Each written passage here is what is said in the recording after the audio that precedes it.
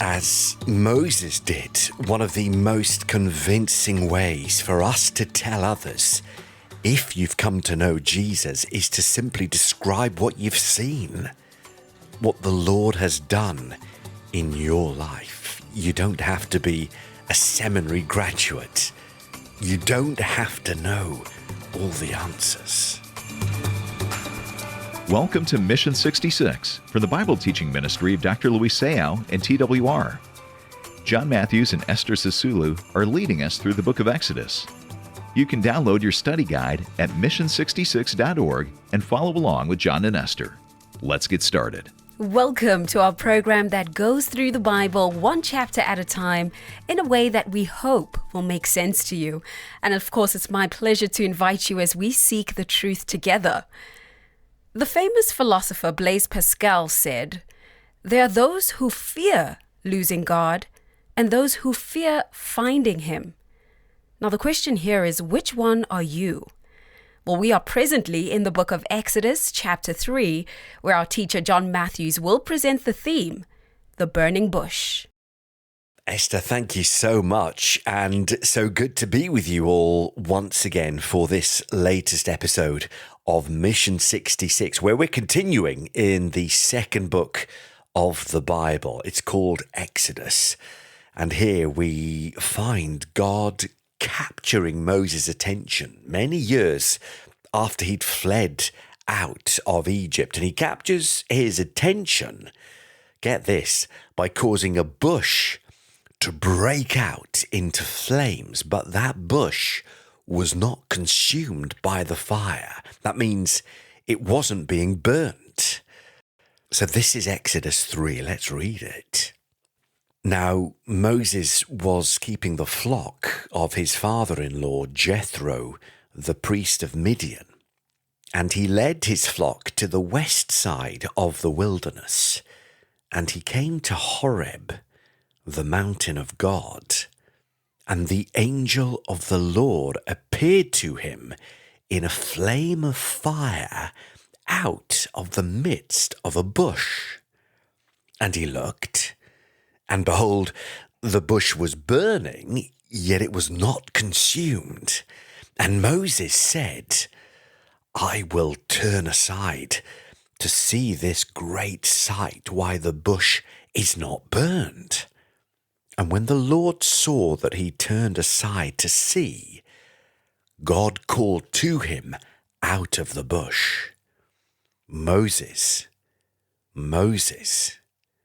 And Moses replied, "Here I am." Then God said, "Do not come near.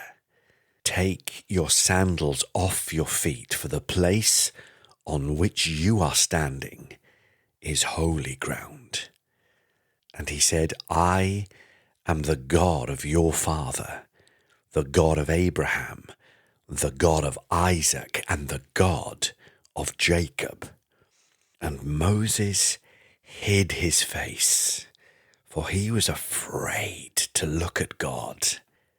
Sometimes people talk flippantly about God. They might call him the man upstairs or some other colloquial term, but we see none of that here.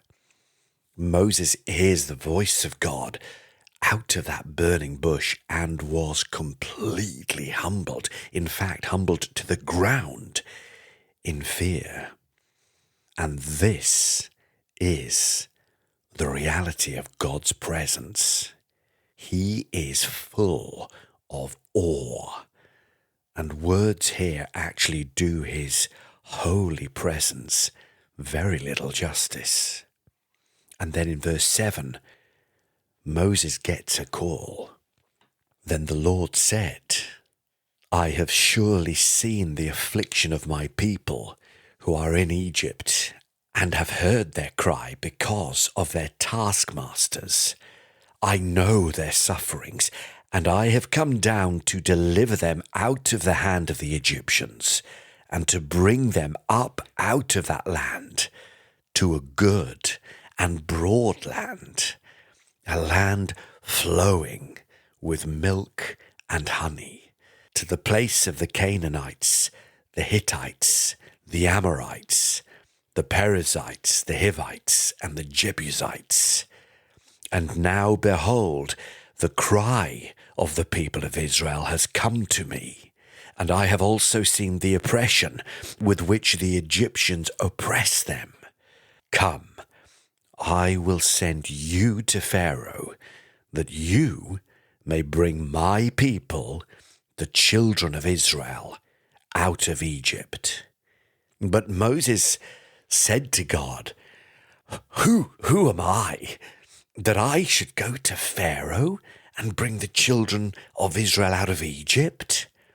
God said, But I will be with you, and this shall be the sign for you that I have sent you. When you have brought the people out of Egypt, you shall serve God on this mountain.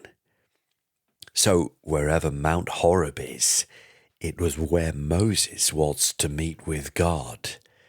And then Moses says to God, If I come to the people of Israel and say to them, the God of your fathers has sent me to you, and they ask me, what is his name?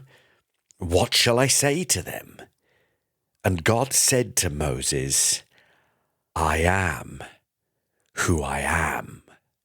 And he said, Say this to the people of Israel, I am has sent me to you. God also said to Moses, Say this to the people of Israel, the Lord, the God of your fathers, the God of Abraham, the God of Isaac, and the God of Jacob, has sent me to you. This is my name forever, and thus I am to be remembered throughout all generations. Notice, not the God of Ishmael, not the God of Esau, but the God of Abraham, Isaac, and Jacob, forever, to all generations. And God is announcing his name for the first time to Moses as I am. Verse 16, Go and gather the elders of Israel together and say to them, The Lord, the God of your fathers, the God of Abraham, of Isaac, and of Jacob, has appeared to me, saying, I have observed you and what has been done to you in Egypt, and I promise that I will bring you up out of the affliction of Egypt to the land of the Canaanites, the Hittites, the Amorites, the Perizzites, the Hivites, and the Jebusites, a land flowing with milk and honey. And they will listen to your voice. And you and the elders of Israel shall go to the king of Egypt and say to him, The Lord, the God of the Hebrews, has met with us, and now please let us go a 3 days' journey into the wilderness, that we may sacrifice to the Lord our God. But I know that the king of Egypt will not let you go unless he is compelled by a mighty hand. So I will stretch out my hand and strike Egypt with all the wonders that I will do in it, and after that he will let you go. So here we see God telling Moses ahead of time that Pharaoh was not going to listen to him the first time, or in fact the second or the third. Pharaoh was going to oppose Moses by every possible means, and yet God was going to keep his promises, and not even Pharaoh, with all of his authority, his horsemen, his chariots, was going to be able to stop what was coming. Verse 21, God says, And I will give this people favor in the sight of the Egyptians, and when you go, you shall not go empty. But each woman shall ask of her neighbor, and any woman who lives in her house, for silver and gold jewelry, and for clothing. And you shall put them on your sons and on your daughters, so you shall plunder the Egyptians. Well, the Hebrews clearly were not roving bands of pirates, far from it. They were slaves, and they weren't out to plunder the poor, downtrodden Egyptians. Remember, the Hebrews had actually been slaves in Egypt for 400 years. They had given the pharaohs 400 years of free labor, building their cities, harvesting their crops, making their bricks, all the while being whipped, beaten, and insulted. So this, as you can imagine, was pretty hard news for anybody to grasp. How exactly was this complete turnaround going to come about? You know, sometimes we think, don't we, that God is moving too slowly. We look around us today, we see what seems to be evil taking over everything, misinformation, lies. And we get so disappointed because it doesn't seem like the church has any power to really influence society anymore. And, you know, perhaps we feel as though we're losing faith in our faith and losing hope in God. Maybe we feel as though we're done as far as that, and we don't want to be around other people anymore. We just want to go and live in a log cabin in the woods. Well, Moses, I think, was at a similar point. He had tried to stick up for the Hebrews in his own strength, and we know that didn't work. He ended up killing the Egyptian taskmaster, so that meant he had to flee, he had to run off to his distant relatives in Midian. And I'm pretty sure he would have thought that was that. There he was, watching his father-in-law's flocks of sheep day after day for no less than 40 years. 40 years. But God, who had his own plans taking shape, here appears to Moses from nothing. And where does he appear? He appears in a burning bush. And when does he appear? At just the right time. Thank God that his timing is perfect. And what is he doing? He's calling what we will see is a pretty reluctant Moses into service. So what will Moses' response be? Is he going to accept this task or not? Well, there's a little tease because we'll find out next time. Quite a passage that, Esther.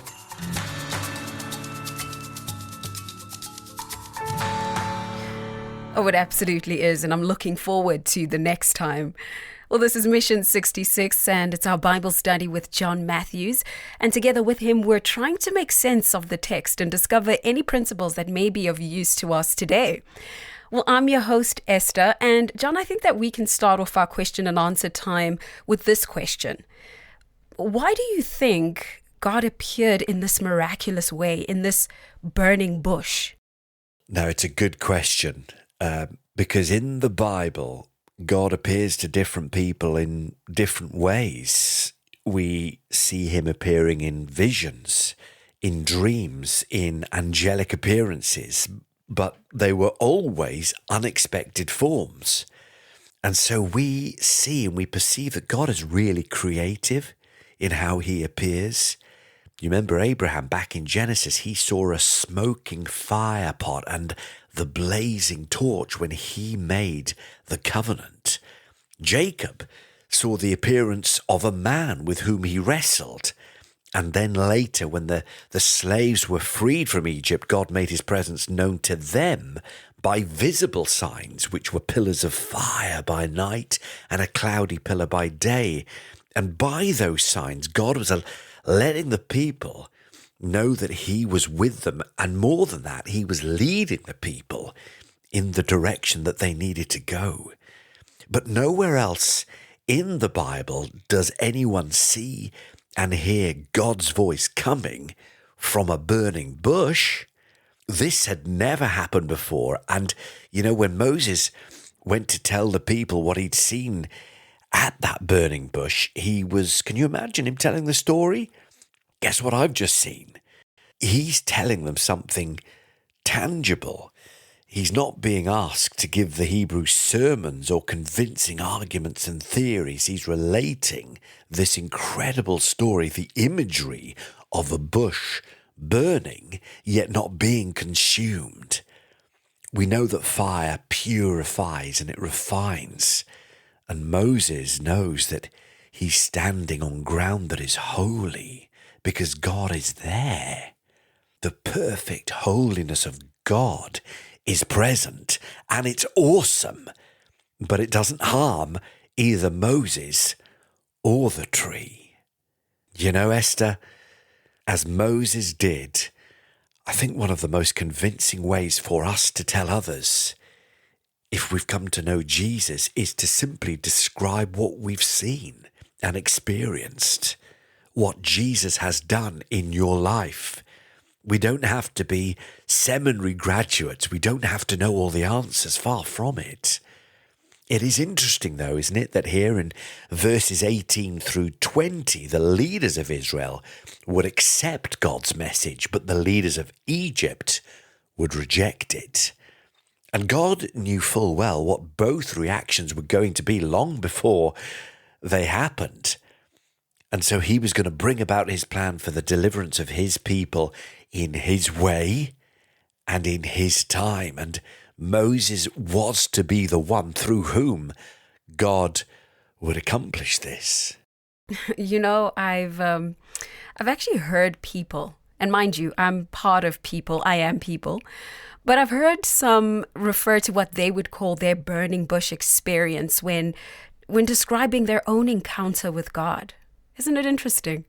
Yeah, it is. I mean, sometimes it's a term that we use, isn't it, that you hear used. Another term, a similar term that you sometimes hear people use is having their mountaintop experience. And it's a similar meaning that people are trying to convey. It's not actually that they've seen an actual burning bush, but it's an experience that they look back on as a special moment in their relationship with God.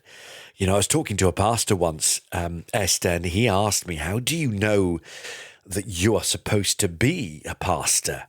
And he said that God spoke to him in a special way, which he called his burning bush. Now, he didn't literally see a burning bush, and he didn't audibly hear the voice of God as Moses did here, but he had been spiritually impacted by the experience to the point where it changed his entire direction in life. And so the Holy Spirit of God was present in this man's experience as he conveyed this story to me.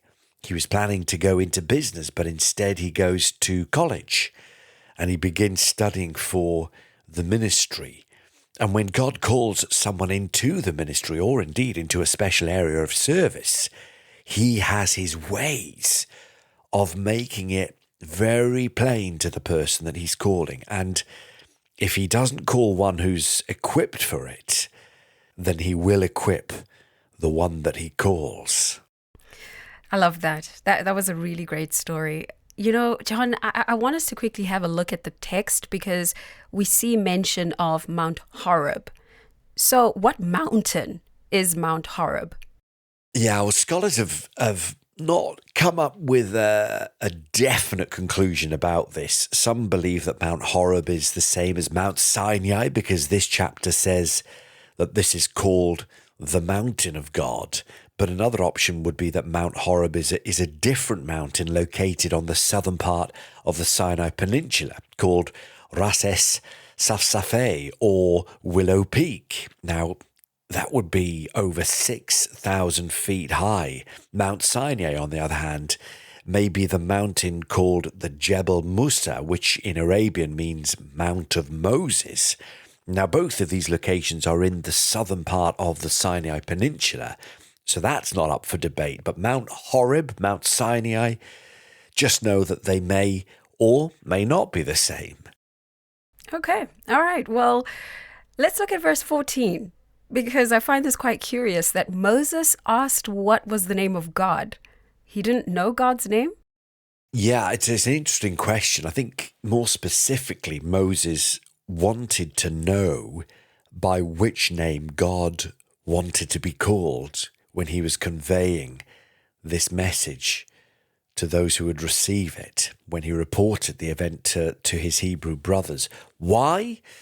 Well, because the Egyptians, they had many gods and they were called many different names. So he probably wanted to be sure that the Hebrew people would know who exactly they were dealing with in a culture, in an environment where there were many different names for God. The name of God, perhaps in their minds, would have been diminished. Well, not this God, because we know there is only one God. And these other gods, as we will find, were merely idols. They were false gods. And so God gives Moses the name by which he, the only God in existence, was to be known. I am. That takes in past, present, and future. And God reminds Moses of his covenant promises to Abraham, Isaac, and Jacob. And he uses the name I am to show his unchanging nature through all generations. But also, as I alluded to, there is no other God. I am is entire, the beginning and the end, the Alpha and the Omega, the Creator, Saviour, and eternal reigning King. And the same God who appeared to Moses in that burning bush is the same God of the New Testament, who sends his Holy Spirit to indwell believers in Jesus. He's the same God who speaks to you here on Mission 66 today by the power of his Spirit. What an incredible reality. That I am comes by his Spirit to live in us. And Hebrews chapter 13, verse 8 says that God is unchanging. He is the same yesterday and today and forever. Whew, what a great assurance of the nature of God, who he actually is. But I do have to wonder why God didn't say that his name was Yahweh or Jehovah. Well, in a way he did, because the root from which they get Yahweh or Jehovah is a Hebrew word meaning to exist or to be. And, throughout the Bible, Esther, God makes himself known not by pictures or images, but instead by his names.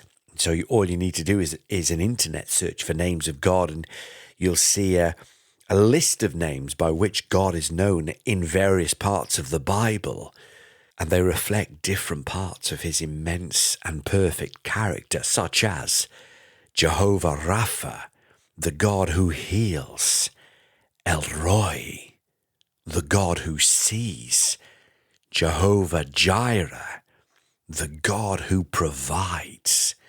Why does God have many names? Because each one of those names reveals an attribute, a specific quality that God possesses. So when God introduces himself and says his name, he is actually telling Moses, I am the existing one. I am who I am. And it has actually, Esther, a stronger meaning in the Hebrew than it does in the English language, because the I am in Hebrew is more dynamic, and it brings forth this idea of eternity, forevermore. It means I am, and I will continue being forever. So, do we know how to pronounce this official name of God? Do we know how to say it? Well, the actual pronunciation of the name has actually been lost, so it's a perceptive question. And the Jews, they wouldn't pronounce the name because they felt it was actually too holy to even say it, to even utter the word by human lips. But look, we don't need to fear. We've got the benefit today of being able to look back upon God sending his son Jesus, and in Jesus' atoning work on the cross, well, he clears the way for us to approach God easily, as we're doing in many ways on Mission 66, as we do when we come to him in prayer, even calling him our Father. Now, that's a term of endearment, you know. He knows our hearts and he knows our motivations. Nonetheless, the name of God should still be held in incredibly high reverence so that we don't misuse his name. Absolutely, John. I mean, think of it. He even told Moses, right, that he had to take off his shoes because the very ground that Moses was walking on was holy ground. Yeah, that's right. I mean, you know, not that there was anything special about that specific ground on which he stood, but because the presence of God had sanctified it in that moment. And so Moses removes his shoes as an act of reverence because he's in the awesome presence of God. Well, John, here's one for you. Why do you think God waited 400 years to send a deliverer for Israel? I mean, surely he saw the suffering and the crying out and how badly his people were being treated. Why did it take so long? Yeah, it's a really good question. And there'll be people listening to Mission 66 today in parts of the world where they may well ask the same question that you've just asked, Esther. And I think it's natural, isn't it, to think and ask, man, God is taking too long. Doesn't he know that people are struggling and suffering? Why doesn't he do something? Well, we see, don't we, with limited vision. Dimly we see. The thing is, you know, there is a purpose behind everything that God does, and also in everything that God allows, even suffering. Who knows why he waited 400 years? But it did teach the Hebrew descendants of Joseph humility. Perhaps it shouldn't be that way, but in reality, we learn more about our dependence on God by suffering than by any other means. Do you know how gold is refined? It's refined when the heat is turned up. All the impurities and the edges have to be burned off. And that takes fire and time. And we, our souls, are refined by fire. God also knows just how much suffering that we can take, and so he won't leave us in the fires of refining a second longer than he knows is necessary. And what's also important for us to see is that Moses here is being prepared as a leader. 40 years he was being prepared. You know, back when he was living in Pharaoh's palace, he wanted to solve things straight away by his human strength. But now he's here. And what has he got? He's got several decades of maturity doing menial tasks, tending his father-in-law's sheep before God meets with him at this burning bush. Now, Moses has been worked on inside, we could say, by the master craftsman. And he's at a point in his life where God knows that he's now ready to take on the job which God is calling him to do. And actually, God knows it. But as we'll find out, Moses may not yet have realized that himself. Well, John, this has been an excellent study. Honestly, I'm personally inspired by what we've learned. So let's go ahead and summarize Exodus chapter 3.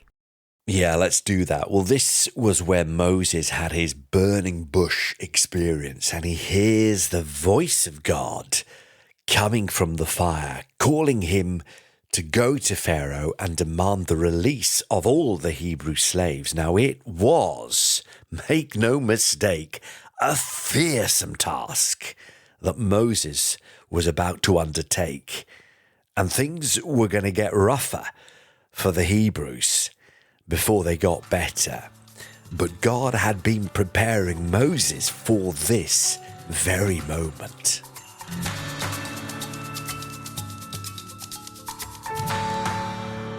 Well, this is Mission 66, and this has been our trip through the Bible together, and I invite you to join us for our next episode. I'm Esther for John Matthews, reminding you to follow Mission 66 on Facebook and on Instagram. Has God used today's program in your life? Then you'll want to receive the free study guide that's waiting for you on our website. You can get it right away by downloading it at mission66.org. At mission66.org, you can also leave a comment or make a donation to help this listener-supported ministry. When you give, you're helping listeners experience solid Bible teaching in many languages in some of the most spiritually resistant places in the world. Thank you for helping at mission66.org. Mission 66 is a ministry of Transworld Radio.